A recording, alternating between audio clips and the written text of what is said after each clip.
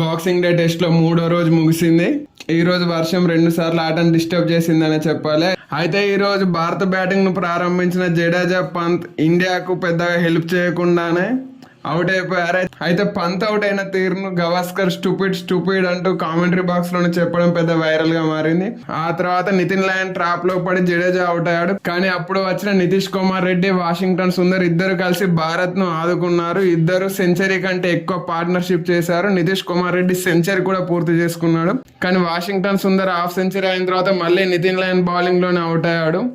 ఆ తర్వాత వచ్చిన బూమ్రా అవుట్ అవ్వడం, అప్పుడు నితీష్ కుమార్ రెడ్డి 90s లో ఉండడం, ఆ తర్వాత వచ్చి సిరాజ్ 3 బాల్ ఆడడం ఒక సినిమాలానే అనిపించిందని చెప్పాలి. ఇక ఆ వెంటనే నితీష్ 4th సెంచరీ పూర్తి చేసుకున్నాడు. కానీ ఆ తర్వాత మళ్ళీ వరుణ్ వచ్చాడు. నేను మ్యాచ్ చూస్తానంటూ వరుణ్ వచ్చాడు. కాకపోతే అప్పటికే ఈ రోజులో కేవలం 15 మినిట్స్ ఉండడంతో డే 3ని ముగించేశారు ఎంపైర్లు.